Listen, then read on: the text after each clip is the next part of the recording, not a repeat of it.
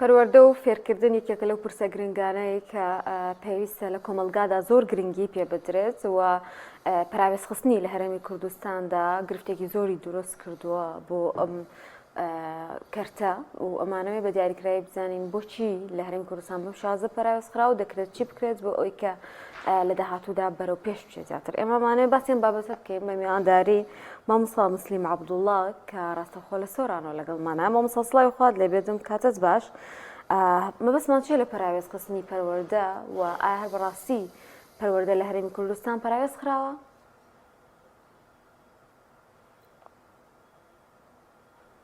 بەناوی خوای بەخشندەی میهرەبان، سڵاوی خوا لە ئێوە و لە بینانی پەیامیش بێت. زۆر سوپاس بۆ ئەم دەرفەتە. دەستان خۆش بێ بۆ دەستنیشانکردنی ئەم بابەتە کە بابەتێکی زۆر هەستیار و گرینگە کە بریتە لە کەرتی پەروەردە. گومان لەوەدانە کە پەروەردە بەردی بناغی هەموو کۆمەڵگەیەکە، هەموو شارستانیەتێکە. وڵاتی ئێمەش هەرێمی ئێمەش یەکێکە لەو شوێنەیەکەوە کەرتی پەروەردە تێدا بەرقەرارە، بەڵام بە کۆمەڵێ تێبینی زۆر زۆر گرینگەوە. پەروەردە تاکە چارەسەرە کە کۆمەڵگە بنیات ئەنێت، کۆمەڵگەیەکی پێشکەوتوو، کۆمەڵگەیەکی چاوگەشت، کۆمەڵگەیەکی خوێندەوار دروست ئەکات. بەڵام بەداخەوە بەرپرسانی هەرێم لە وڵاتی ئێمەدا لە ئاستی پێویست نەبووینە لە کەرتی پەروەردە. بۆیە دەبینین ڕۆژ لە دوای ڕۆژ کێشە و گرفتەکانی پەروەردە لە هەڵکشاندا لە زیادبووندایە کە کێشەکانیش دروست بوون. تەقەن کوالەتی پەروەردەدا ئەبەزێدێتە خوار کە کوالەتی دابەزیدی کۆمەڵگەیەکی ڕۆشنبیر خوێندەوار لی دروست نابێت. تەماشاکەین ئاستی قوتابی ساڵ و ساڵ دێتە خوار دا ئەبەزێت بە حکمەوەی کە ئێمە ئەوە 16 ساڵ نێوکەرتی پەروەردەدان کە جیل پەروەردە ئەکەین کە دەرسیان پێ ئەڵێن لە قوتابخانەکاندا ناودەکانی خوێندندا. هەموو مامۆستایەک ئەگەر بیدوینی لی پرسی بڵێ ئەڵێ کوالەتی پەروەردە چۆنە لە هەرێمی کوردستان، دەست ئەخاتە سەربرینەکان و 1 و 2 سێشنین بەڕاستی پێویستی بەوە کات کە حکوومەتی هەرێم ینی ئاوڕێکی جددی لەو کەرتێ بداتەوە و بەرنامەیەکی تۆکمە و پلانێکی تۆکمی بۆدانێت کەسانی دڵسۆز و شارەزا و پسپۆر لەو بوارە بخاتە ئەم کەرتەوە بۆی بتوانێت ئەو کەرتەیە بەرەو پێش بەرێت، کوالەتی بەرز بکاتەوە. ئەمەگە تەماشا بکەین لە وڵاتی ئێمەدا قوتابخانەی ئەهلی گەلێک زۆر بوون لە هەر شوێنێکە قوتابخانەی ئەهلی زۆر بوو. بزانە کەرتی پەروەردە لە حکوومەت فەشەلی هێناوە. تەماشای کەرتی تەندروستیکەین، نەخۆشخانەی ئەهلی زۆر دروست بوون. معنای چیە؟ یعنی کەرتی تەندروستی لە حکوومەت فەشەلی هێناوە. تەماشاکەین مۆلیدا لەو وڵاتە گەلێک زۆر بووە. معنای چیە؟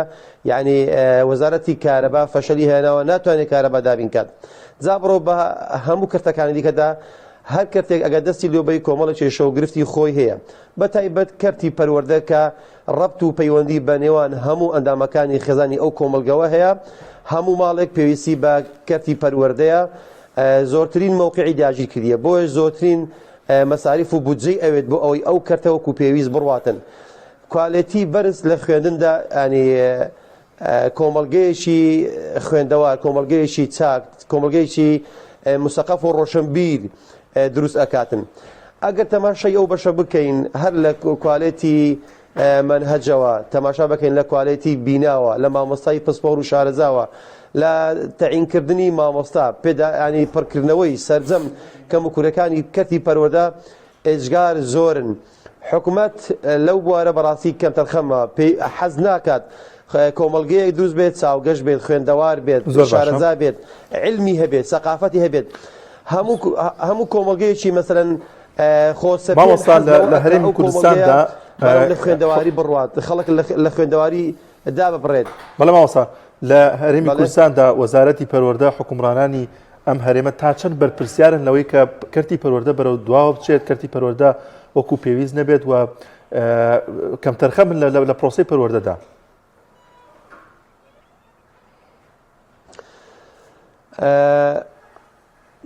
شخصی یەکەی بەڕاستی سەرۆکی حکوومەت بەرپرسی یەکەمە لە دوای ئەو وەزیری پەروەردە، لە دوای ئەو بەڕێوەبەراتی گشتیەکان، لە دوای ئەو بەڕێوەبەرەکانی خۆجیەی لە سنوورەکانی پەروەردە فێرکردندا، ئەوانە هەمیان تێدا بەرپرسن. ئەگە بیانەوێت ئەو کەرتێ بەرەو پێشێ بەڕاستی دەبێت یەکەمیش دەستی حزب لە ناوەندەکانی خوێندن بێنە دەرجا هەردوو وەزارەتی پەروەردە و وەزارەتی خوێندنی باڵا هەردووچە مەعانەت تووشی خوان هەیە لەو بوارەوە ینی بەدەیان بەڕێوەبەر و مامۆستا باسییان کردووە گەلەی لێوەکەن شت هاتۆ لای ئێمە وەکو وەشەتی مامۆستانی کوردستان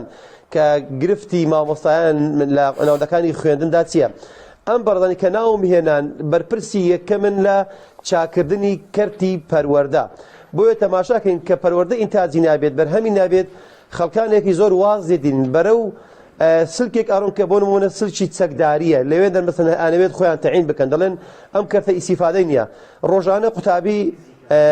واز لە خوێندن دینیت بۆ وازە دینی کە تەماشاکە حکوومەت پلانێکی نییە بۆ ئەو کەسی کە ئێستا بۆ نمونە مناڵێکە ئەوسا پۆلیەکە دوای 12 ساڵی تر کە ئەگە بە پۆلی 12 ئامانجی خۆی نابینیت و ئاگاتە چێندەر هە لە سەرەتای دەستپێشی خوێندنەوە کە ئەو مناڵە ئەسەبەر خوێندن حکوومەت ئەو مناڵەی بێهیوا کردیە کە بێهیوا بوو هە لە سەرەتای لەدایکبوونی خوێندنەکەیەوە بە سەقەتی خوێندنەکەی دەست پێ ئەکات ئەمە یەشێکە لەو هۆکارانی کە ئەمڕۆ یعنی تەسیری زۆری کردیە حتا لەسەر خودی ناخی مامۆستاش تەسیری کردیە ئێمە قوتابیمان هەبووە کاتێک کە دەرنەچووە کە چەند ساڵێک زۆر ساقی بووە لی کەوتووە دواتر چووە لە شوێنە تەعین بووە موچەکەی بە یەکەمین مباشەرە بە یەکەمی تەعین لە موچەی مامۆستای بەرزتر بووە مامۆستا بینی لە ڕووی ینی پاراستنی کەسایەتی مامۆستا یاسایەک نییە کە شکۆی مامۆستا بپارێزێ ئەبێت مامۆستا خۆی بەرگری لە خۆی بکات ئەبێت خۆی بپارێزێ ئەبێ ئاگای لە خۆی بیت بەرکەوتەیەکی وا دروست نەبیت لەگەڵ قوتابی کە سوکاری قوتابی چونکە مامۆستا وا ئەزانێت فعلەن واش تێگەیشتووە فعلەن واشە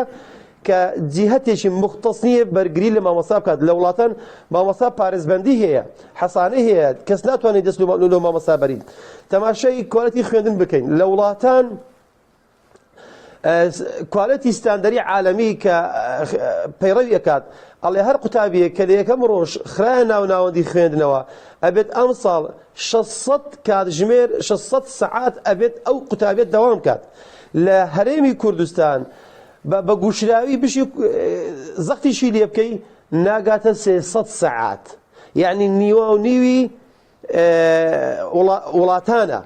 کە ئەو پێوەرەدانرایە کە یونیسێف دایە یونسکۆ دایانایە کە قوتابیە بێ ساڵانە 600 سەعات بخوێنێت ئەگەر لی بێتە خوار ئەزانن لە مەهامی مەنەتەکە کەم ئەکات لە سەقافەت و لە خوێندن و فێربوونی قوتابیەکە کەم ئەکا لێرە جارێکی تر قوتابی ئەبێتەوە قوربانی لە ڕۆی کوالەتی بیناوە زارە هیچ بینایەکی زۆرمان نەقوسانە لە هەرێمی کوردستان کە قوتابی تێدا بخوێنێت تا ئێستاش دوو دەوامی هەیە و سێ دەوامیش زۆرە حکوومەتی هەرێم لە ماوەی 33 ساڵی ڕابردوو نەیتوانیە کێشەی بینایە چارەسەر بکاتن ئێستاش ماوەتەوە بۆیە کاتێک کە بینایە دابین ناکرێت جارێکی تر قوتابی ئەبێتەوە قوربانی لە مەسەلەی پەروەردە و فێرکردندا ئەو بینایی کە سێ دەوامی تێدایە هەر دنیاکە دەست بە دەوام بکات ئەبێ هەوڵدا زوو دەوامی خۆی خەلاص کات دەوامی دووەم دێت شێفتی دووەم لێ وەرگیت شێفتی دووەم هات کە دەوامی کرد ئەبێت زوو چۆڵی کات بۆ دەوامی سێمین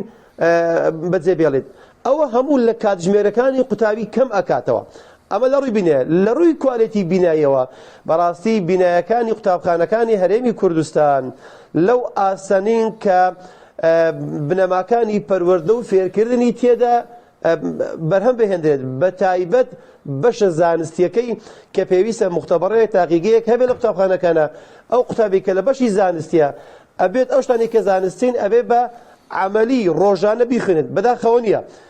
بچووکترین یعنی نمونە بدەمێ کە زۆریش گرینگە بۆ نمونە دەرسی کۆمپیوتەر کە ئەمڕۆ دەرسێکی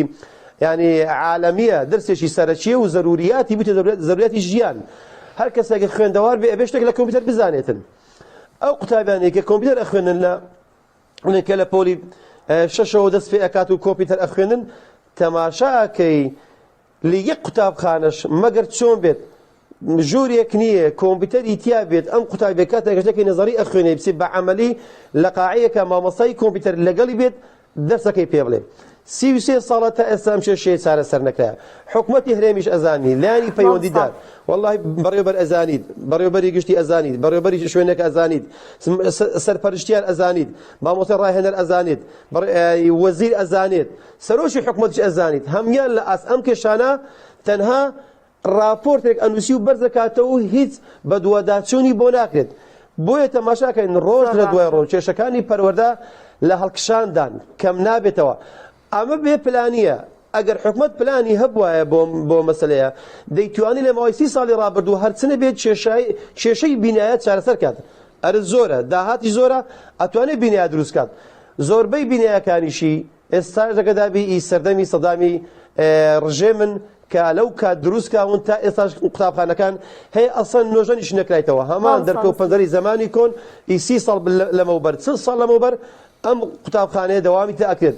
لە شوێنە دووردەستەکان بەتابەت لە شوێنی بڵێن ئیداری سەربەخۆی سۆران کە شوێنی جوگرافی فراوانە لە لادیەکان ئێستاش مەکتەب هەیە لە ناو کابینەدایە قوتابخانەمان هەیە لە ناو خانەی سەرخۆڵدایە کە کێشە و گرفتی پەروەردەی زۆر دروست کردیا بنەماکانی پەروەردە لەو شوێنانە ئەسڵەن تێدا ڕەچاو ناکرێت زۆربوونی ڕێژەی قوتابی لە پۆلێکە بەتایبەت لە بەشی زانستی ئێستا لە مەنتیقی ئێمە یێژگار زۆرە ڕۆیشتە لە 40 تەڵەبە و 45 تەڵەبە و 50 تەڵەبە لە ژوورێک دانیشیت سێ ڕێز پێکەوە دانیشن چوار ڕێزی پێکەوە دانیشن قوتابی شوێنی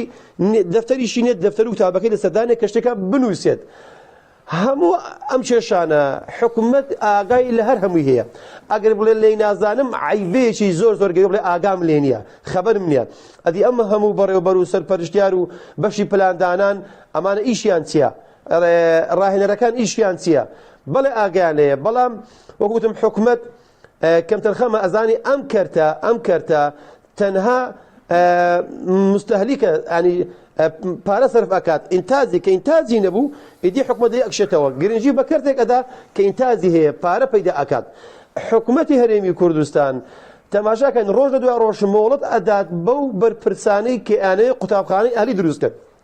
قوتابخانەی ئەهلی بۆ هەیە من لێوە پرسم بۆ هەیە دیارە ئەم سەم سێکتەرە ئەم بەشەیە لە ڕووی پەروەردە و فێرکردن لە ڕووی دامکردنی بینایە پڕکردنەوەی پێداویستی پەروەردەی فەشەلی هینایە بۆیە خەڵک ڕووە کاتە قوتابخانەی ئەهلی ئەوانەی کە قوتابخانەی ئەهلی دروست ئەکەن هەمویان کەسانی دەستڕۆیشتون لە ناو حکوومەتە لە ناو حیزبە پشتگیریان هەیە دەعمیان ئەکرێت ئەو قوتابخانە ئەهلیانەش ڕێزم لەوانەیە ئەمە ناڵم سوودیان نییە سوودیان هەیە بەڵام ئەوانەی مەبەستیان کۆکردنەوەی پارێژی زۆرە کە لەسەر پشتی قوتابی مامۆستا دەرهاوێشتەی ئەو پەراوێز خستنەی کە چەند ساڵە کە بینیومانە لە پرۆسەی پەروەردە و فێرکردندا چه ئەنجامێکی هەبووە هەر بەڕاستی ئەتوانین دڵمان خۆش بە بۆی کە لە داهاتوودا بەرەبەر ئەم پرۆسە بەرە و پاشتر بچێ بۆ پێی کە چەند ساڵێک لەم و پێشبینیمان ینی پرۆسەکە بەهۆی بێموچەی و بەهۆی بایکۆت و بەهۆی ئەوەی کە خوێندنگاکان وەکو پێویست نەبوو بەڕاستی ینی زۆرێک لە تەلەبە بەداخەوە نەیانتوانی بۆکو پێویست لە پرۆسەکە بەشدار بن ئەم حاڵە ئەگەر بەو شێوە بڕوات دەرهاویشتەی خراپی ئەبێت حتا گریمانەگە بێت و کێشەی موزەش چارەسەر بکرێت کەویش چارەسەر بکرێت کەرتی پەروەردە هەر بەرەو پێش ناچێت چونکە تەنها مامۆستانیە کە سەنتەر بێت لە مەسەلەی پەروەردە و فێرکردن گوتم منهەج بەشێکە قوتابی بەشێکە بینایە بەشێکە مامۆستا بەشێکە پێداویستی پەروەردە و فێرکردن بەشێکی ترە پارە سەرف ئەکرێ مناڵم سەرف ناکرێت بەڵام بە هەدەر ئەدرێت یعنی شوێنی خۆی ناگرێت دەرەنجامەکەشی ئەوەیە کە دەبینین خەڵکانێکی زۆر سارد ئەبنەوە لە خوێندن قوتابی سە پۆلی 12مان هەیە ئێستا دەگەدابی لە پۆلی 12 ئیملای تەواو نییە ناتوانێت هەموو شتێک بنووسیت لە ئیملا زۆر ضعیفە لە ئینگلیزی لە عەرەبی حتا لە کوردیش حتا ئاستی علمیان ئاستی ڕۆشنبیریان ڕۆژ لە دوای ڕۆژدا ئەبەد پێم ناخۆشە من ئەو قسە ئەکەم بەڵام ئەوە تەجروبەیەکی 16 ساڵی منە لە کەرتی پەروەردە کە 16 جیلمان بەڕێکردیە لە ئیعدادیە بەرەو زانکۆکان ئەڕوات کاتێک ئەگاتە زانکۆ وەزارەتی خوێندنی باڵەش هەمان گلەی ئەڵێ جیلێکتان بۆ ئێمە ڕەوانە کردیا تا ئێستا ئیملای تەواو نییە خەڵەر لە ئێمە نییە ئێمەش وەکو ئامادەی کە وەسی ئامادەین ئەڵێ خەڵەر لە بنەڕەتیە لە پۆلی 1 و 2 سێکێت بناغەیە حکوومەت کۆمەڵێ ینی یاسای دەرکردیە کۆمەڵی هەنگاوی ناوە بە حیسابی خۆی ئەوە لۆ چاکردن و باشکردنی کوالەتی پەرۆ فێرکردنە بەڵام بەداخەوە لە بەهای خوێندن و پەرۆ فێرکردنی کەم کردیتەوە ئەگەر حکومت ئاورێکی جددی نێتەوە بەڕاستی لەمە دووە ئەو کابینەی کە دێت ئەگەر خەمخۆر نەبێ بۆ کەرتی پەروەردە من دەڵێم کێشەکانی زۆر زیاتر ئەکەن قوتابخانەکان بەرەو چۆڵبوون ئەچن ئەوەی کە لەوێشە بە ئارزوی خۆی لێندەر نییە اینجا مامۆستا ئەگەر مامۆستا کە سەیری مامۆستا بکەین مامۆستا لەو وڵاتە بەشخوراوە مافخوراوە گوێی لێ ناگیرێت گرنگی پێنادرێت بژێوی ژیانی بۆ دابین ناکرێت بەشێکی زۆر لە مامۆستایان ئیشی دووەم و سێم ئەکەن مامۆستامان هەیە سێ دەوام ئەکاتن بەڵکو بتوانێت پێداویستی ژیان پڕکاتەوە ئەگەر مامۆستاش لەو ڕۆوە ینی پێنەگەیەندرا بوو پێداویستی بۆ دابین نەکرا بوو مەجبورە لە ئەرچی پەروەردە و فێرکردن کەم کاتەوە چونکە مامۆستا ئەرچی ژیانی لەسەرە ئەرچی ماڵ و منداڵی لەسەرە ئەبێ ئەوێش پڕ بکاتەوە کەواتە ئەو پرۆسەیە ئەگەر بمانەوێت چاچیکەین بەڕاستی بێ حکومت زۆر بەجددی بەڕازگۆیانە بدڵسۆزانە بێتە سەرخەت لەگەڵ مامۆستایان دابنیشێت کێشەکان هەمان دەست نیشان بکات کە لە بەدەستیشیان هەیە ئاورێکی جددی لەو بەشە بداتەوە بەڵکو بتوانێت لە ڕێی کەرتی پەروەردە ئێمە بتوانین وڵاتی خۆمان بەرەو پێش بەرین. زۆر باشە زۆر سپاس بۆ ماوەسا مسلیم عەبدوڵڵا لە سۆرانەوە بە شازێکی ڕاستەخۆ لەگەڵمان نبوو ماوەسایان زۆر سپاس بۆ زانیاریەکانت